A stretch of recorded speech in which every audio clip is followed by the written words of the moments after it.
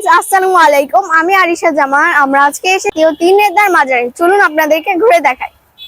তিন নেতার সমাধি খাজা নাজিমুদ্দিন, হোসেন শহীদ সোহরাওয়ার্দী এবং শেরেবাংলা একে ফজলুল হক।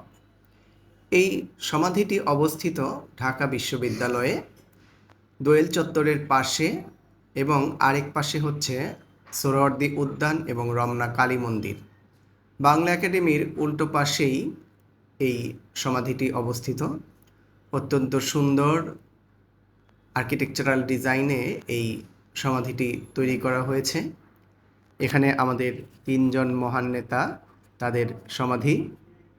খাজা নাজিমুদ্দিন বাঙালি রাজনীতিবিদ ছিলেন।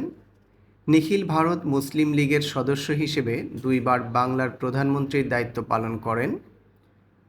1948 সালে তিনি পাকিস্তানের গভর্নর জেনারেল নিযুক্ত হন। হোসেন শহীদ সোহরাওয়ার্দী তিনিও বাঙালি রাজনীতিবিদ ছিলেন, বাংলার শেষ প্রধানমন্ত্রী এবং পাকিস্তানের পঞ্চম প্রধানমন্ত্রী। শেরেবাংলা একে ফজলুল হক তিনি ছিলেন কলকাতার মেয়র, অবিভক্ত বাংলার প্রধানমন্ত্রী, পূর্ববঙ্গের মুখ্যমন্ত্রী এবং পূর্ব পাকিস্তানের গভর্নর। অনেকগুলো পদে উনি অধিষ্ঠিত ছিলেন। এই সমাধিটি অত্যন্ত সুন্দর, খুবই নিরিবিলি সুন্দর পরিবেশ।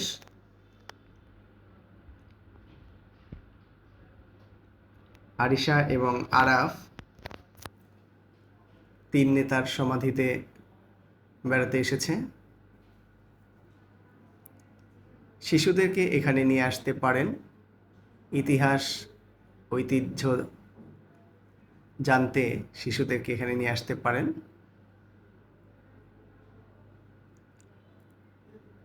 খুবই সুন্দর নির্মাণ শৈলী।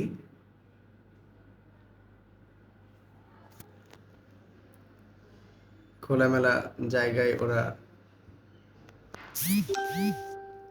ঘুরে বেড়াচ্ছে আরিশা এবং আরাফ।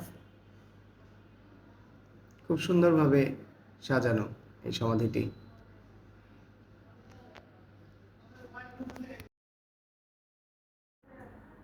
এটি হচ্ছে খাজা নাজিমুদ্দিনের সমাধি।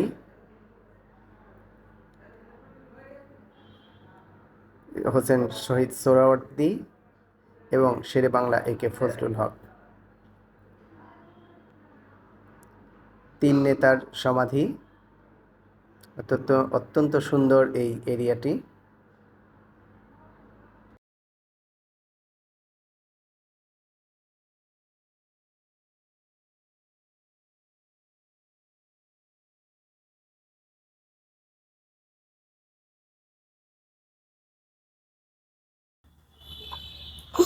ফ্রেন্ডস, আসসালামু আলাইকুম। আমি আরিশা জামান বিদায় নিচ্ছি জাতীয় তিন নেতার বাজার থেকে। আপনারা বেড়াতে আসবেন। আসসালামু আলাইকুম।